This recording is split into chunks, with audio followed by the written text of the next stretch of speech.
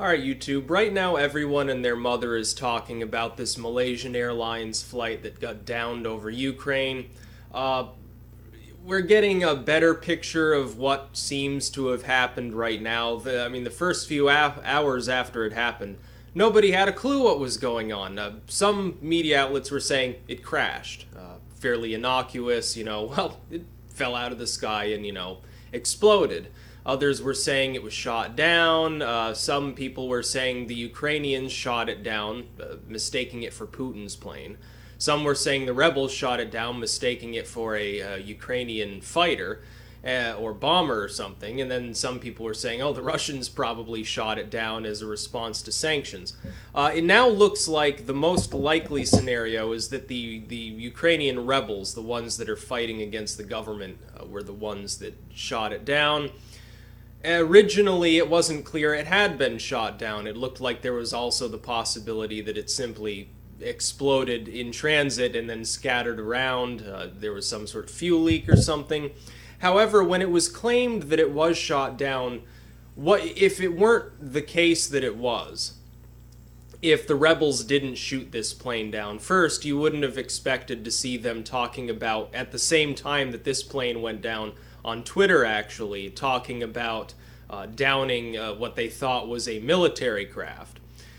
Secondly, the Ukrainian military denies that it even has the capability of firing on an airplane that's that high at that high altitude. I think we can probably debate whether that's actually the case. I'm sure they've got weapons that are undeclared like everyone else does.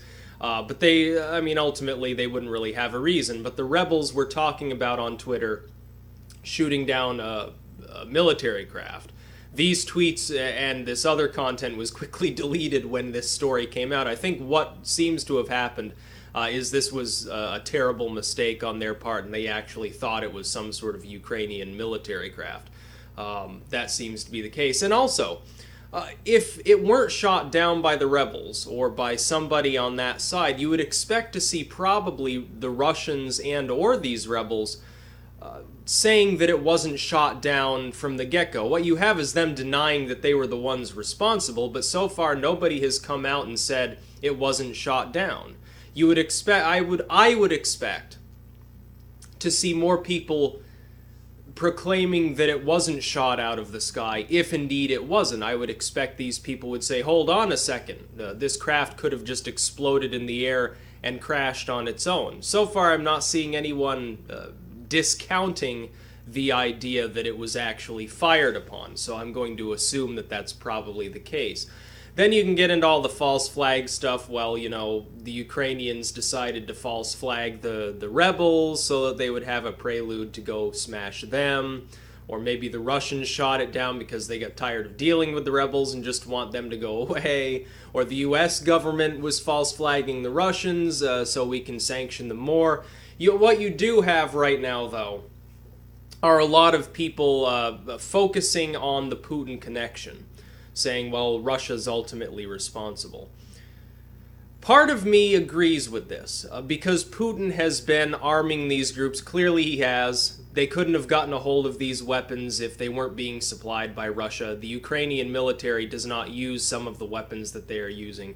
They got them from somewhere. Who'd they get them from? It's fairly obvious. There's nowhere else they could have gotten them other than from Mother Russia. So part of me says, well, that's kind of true. I mean, Putin's giving them these weapons, these surface-to-air missiles. They're using them. They've now wrongfully fired upon a craft that had nothing to do with the problems going on there. But the other part of me recognizes something else. The U.S. is doing essentially the same thing right now in Syria and in Iraq. We are arming groups like the FSA, giving them heavy weaponry. I don't care how many people try to tell me, oh, we're only giving them medical aid and money. Well, first, what are they doing with the money? And second, if you think that all we're giving them is old combat helmets and Band-Aids, then you don't have two marbles rolling around in your head. Of course we're giving them heavy weapons. We're just funneling them through Saudi Arabia like we've always done in the past. And now the Saudis have fortified their own border because they realize that these same groups that they've been arming for the United States have turned on them. Or it's just a show, to say, oh, well, yeah, we're fortifying our border because we're worried too. Wink, wink, nudge, nudge. Couldn't be us that's funding them because we're worried. Just look at how scared we are. They haven't attacked Saudi Arabia yet anyway. But we're essentially doing basically the same thing in the Middle East that Russia is doing in eastern Ukraine.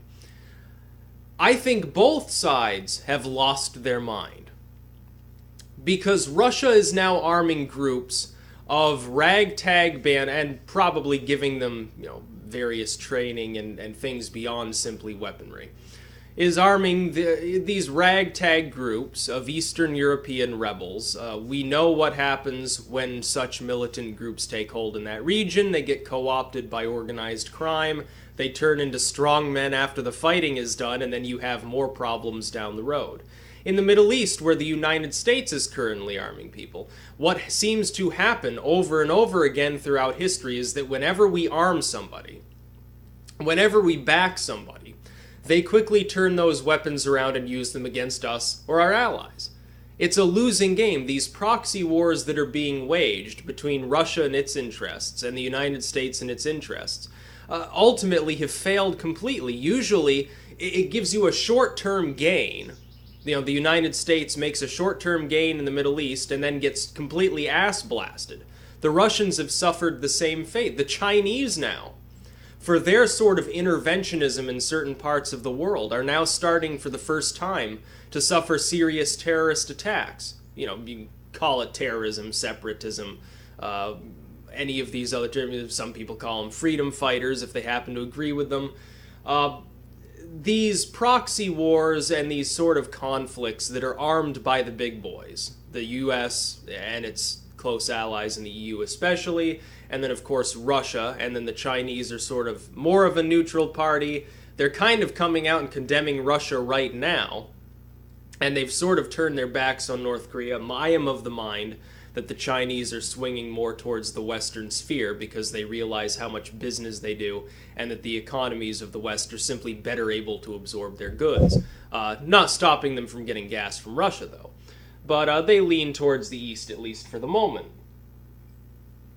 But what you see over and over is these groups turn their back on the same people who are arming and funding them, and then they attack them as well, if it fits their interests.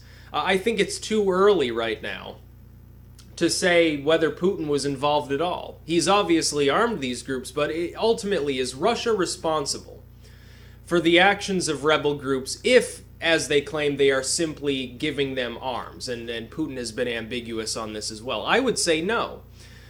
What would be more damning is if the people in command of some of these rebel groups, which seem to have attacked this airliner, are actually Russian. They're actually literally from the Russian services. They're over there as advisors. That would be far more damning. The problem is, we have some evidence that that's the case, but we can't prove it. We have a hunch. We have a suspicion. Is that proof? No. There's good reason to believe it, but you need something more solid than just, well, I believe that the Russians are not only arming, but actually giving training and logistic support to these people. And again, I would point out the United States did the same thing in Vietnam before we ever put, our own actual soldiers on the ground. We had already sent troop advisors there under Eisenhower. The things that are going on in Ukraine right now are deeply destabilizing. I marginally support the government in Kiev. I think people got tired of their corrupt regime. A lot of people have this sort of delusion. And this is a delusion I've seen both among those that claim that the Jews are running the world and the Masons, the Illuminati, New World Order, bankers, all of these different groups. Every time that I hold a conversation with these people, they are deluded into the belief that only the United States and the West are controlled by whatever group they happen to be referencing, sometimes more than one group. They don't seem to understand that Russia fits right in with that same system. It's no different. It's just the flip side of the same status totalitarian coin. It's no different. If they say, well, the Jews control the world, I say, okay, United States has a heavy-handed APAC action in the U.S. political system. I'll give you that. What about the oligarchs that back Putin with all of their money, the industrial barons and so forth? What religion do you think they're members of? They're all from former Khazaria. Uh, what about the bankers? They say, well, the central banking system is corrupt in running everything. They say, well, the West is controlled by that. But Putin's a god, man. He'll save us from that. I say, what's Russia trying to do right now? It's trying to form, along with China and Brazil and India and South Africa, to form their own banking conglomerate. What do you think they'll be doing? Is it going to be any different? Do you think they're suddenly going to stop giving out bad loans to people and crushing them under debt? Not while there's a profit to be made, and I don't care how nationalistic Putin supposedly is. I don't really look at him that way, but even if Putin is a nationalist and cares about the Russian people, which I think is highly debatable, and I think it would depend on what ethnic group you're talking about in Russia. Certainly not the Chechens or Kamchatkans, or people of Ukrainian descent necessarily.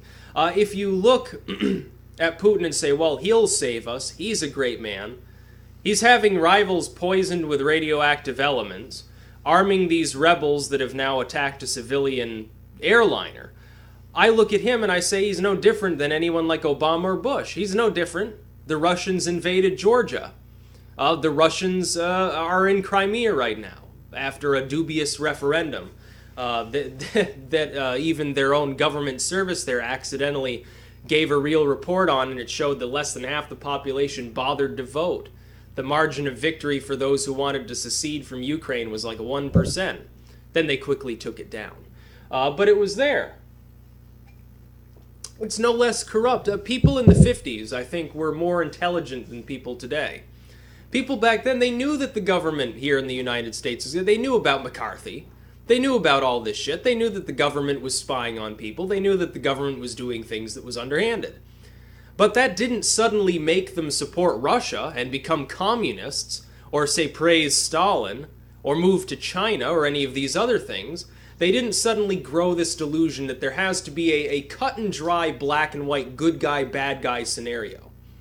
What you have today is a bilateral world in which both of these two sides, the West, the more philosophically advanced nations, the United States, the EU, the NATO partners, the Australians, Canada, and so forth, the Japanese, some of our allies in Latin America and Africa, versus the East, which is the Russians and their general former sphere, these states that were former Soviet, parts of Eastern Europe, the Serbians to a marginal extent.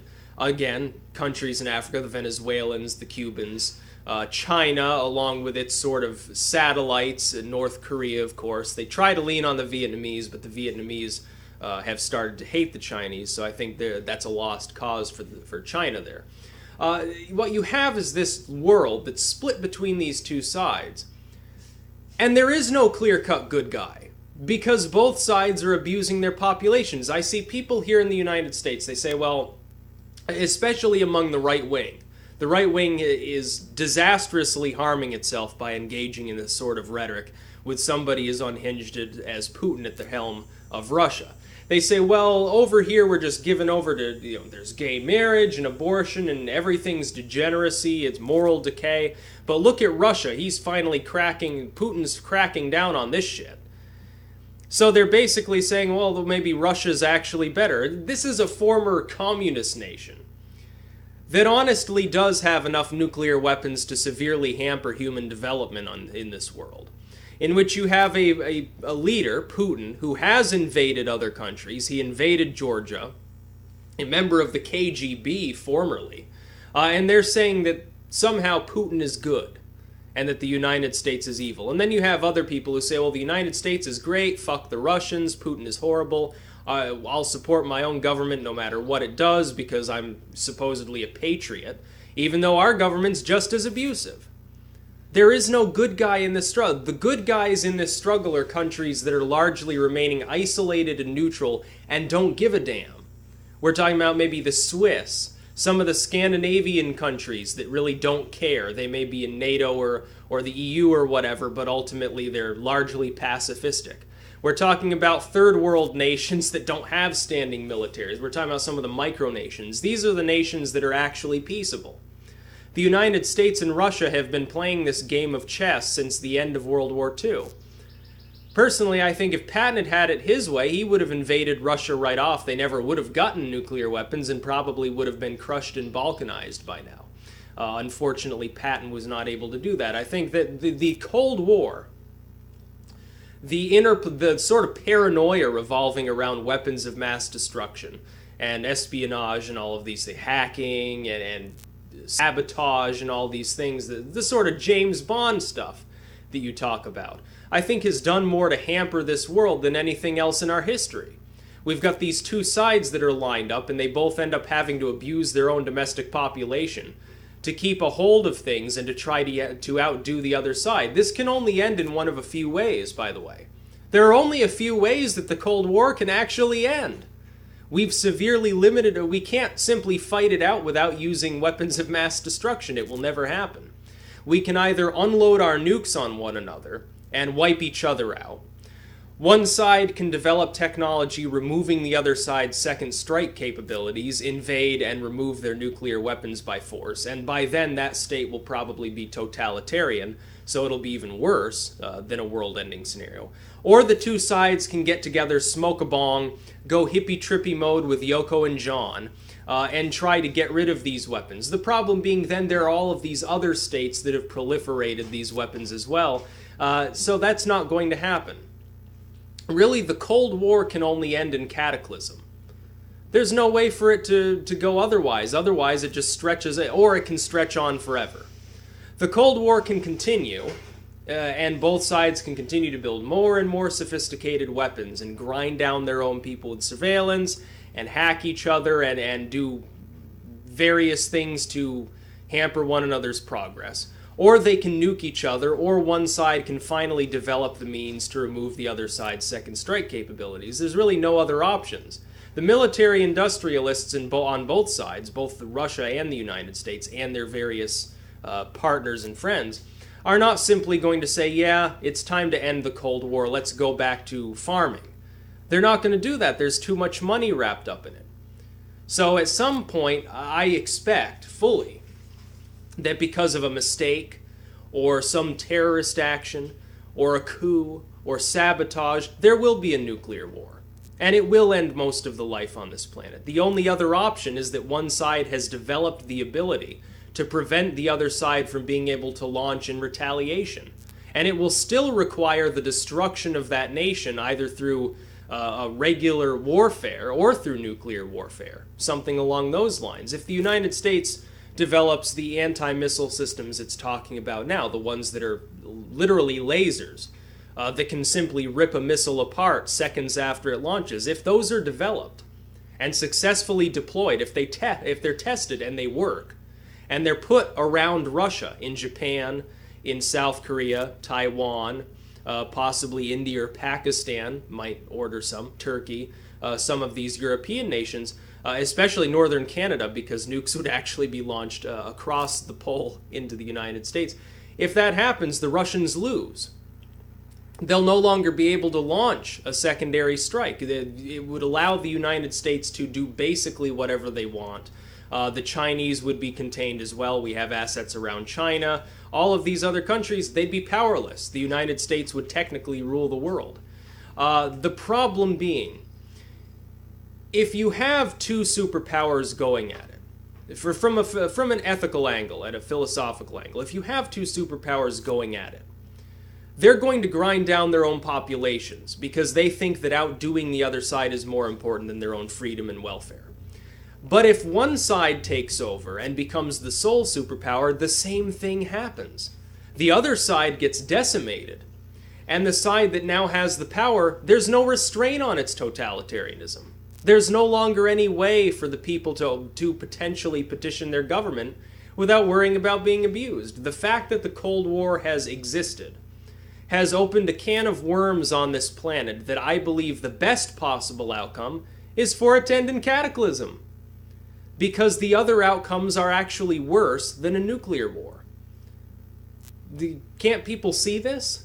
It's gone completely apeshit. It's like a chess game where you can't actually stop playing. If you stop playing, you get shot in the head. And so you have to wrangle around over and over, trying not to destroy all. You're trying not to win in a way. In a way, you almost don't want to win. Because then you just end up sitting there alone for the rest of eternity, sobbing on the empty chessboard. It's crazy. When we developed nuclear weapons, we made a huge mistake. When we deployed them on Japan, I would say that was an even worse mistake. And while I support my country's founding ethos, the government is not thinking sensibly. And this flight that was downed threatens to push us back deeper into a Cold War or towards a World War III scenario, which will eventually happen. It will. Eventually, the nukes will probably fly. It's likely. There were people who talked about, on some of these scientific sites, talking about how unlikely it was that in any given time span, a world-ending asteroid or a supervolcano or something would happen. They said that the biggest threat was still nuclear war. Why? Because nature is violent, nature is chaotic. Usually you get some sort of prediction on when it's going to blow and kill you off. With humans, it's a lot less likely that you're going to get any warning. Tomorrow you could hear an air raid siren and see a mushroom cloud. You probably wouldn't get any warning. And millions or billions of people would die, and the rest of the world would be irradiated for the next century. And when things like this happen, which is the result of proxy war, which Russia is waging in Ukraine, and which the United States is waging in the Middle East, when you get these proxy conflicts, a first world nation might be capable of controlling its weapons, to control its nuclear stockpile, to make sure that biological agents don't get out. What about these small rebel groups that keep being armed by the two sides? Do you honestly trust the Free Syrian Army or the Ukrainian rebels with this type of weaponry? They're unhinged. There's nothing to prevent them from using it against anyone they want to. They make mistakes. They don't have the kind of logistic support that a first world nation has. They're not even a nation. They're just rebels. And most of the time, they're not even fighting for any good purpose. They're just butchering people. The Free Syrian Army is using, chlorine bombs all the time in Syria, and then all we hear in the media is how bad Assad is. The rebels are even worse. All the Russian media talks about is how these separatist rebels are great people and they're fighting these horrible butcherous Ukrainian government forces. And then all we see is these same rebels going through the streets randomly firing their guns off. These people are lunatics. So I'd say we can't solidly link this to Russia other than they think that it was a Russian-made surface-to-air missile system that was used. It was probably the rebels. But I think this is the natural result of proxy conflict anyway. It's going to keep happening. It's spreading all over the world. Libya's in turmoil right now. Libya's being thrown into chaos again. Israel has invaded Gaza. They're planning to send more troops into Gaza. Meanwhile, the media doesn't even talk about all the little kids that are getting killed in Gaza because nobody apparently cares about Palestine. There are 4 kids sitting on a beach and all of a sudden they started getting shelled. They were just hanging. They weren't even near any buildings. Apparently rebels were in the area. Well, how close? Were they 10 blocks away and the Israelis just missed? And these Ukrainian rebels and the government forces are just butchering one another and civilians on a constant basis. The world is falling into chaos. We're probably closer to a nuclear war right now than we were during the Cuban Missile Crisis. And people are too dumb to realize it. People say, oh, well, it can never happen. Well, there were people that said it couldn't happen back then, and it almost did. There was an incident where the U.S. Air Force accidentally dropped a hydrogen bomb in North Carolina. That didn't go off. It wasn't fully armed or something like that, and it didn't explode. If it had, it would have killed hundreds of thousands of people and irradiated half of the state. And it almost went off. They accidentally almost bombed our own country. There was a case in the 70s where they were running an anti-missile simulation, sort of a nuclear exchange simulator. They accidentally broadcast it to all of the computers in their little control center, and these people were convinced that it was actually a real Russian nuclear launch. They were hot and ready to go and ready to press the little red button. And this is the 70s. That's not that long ago. Jimmy Carter was he was a pacifist. And it almost happened. This is madness. And what if these nuclear systems get hacked? What if somebody manages to use the same technology groups like the NSA use to hack into the nuclear grid of Russia, the United States, Britain, France, even North Korea, if they hacked into their systems and gave false orders? Pakistan and India, you think that they're using developed modern servers to control their systems? They probably still use old cassette tapes to run those computers. They're in the 1960s technologically, and they've got hundreds of nuclear weapons between the two of them. What do you think a terrorist could do with some of these ICBMs? Or just a script kiddie could probably hack into these systems and launch a nuke at the Vatican or something and cause the entire world society to simply melt down into chaos. This is probably going to happen in the future. I can't see many good outcomes coming from the fact that there are tens of thousands of nuclear weapons in this world. There's over 10,000 of them in the United States and Russia. And British have like 200 of them. The French have about 300. Pakistan and India each have about 100. Israel's got supposedly anywhere from 50 to 100. The North Koreans might have up to 10 crude nuclear weapons. The Saudis supposedly have some. You've got all sorts of nuclear nations. The Chinese have 400 of them. These states are all unstable. Everything's destabilizing right now.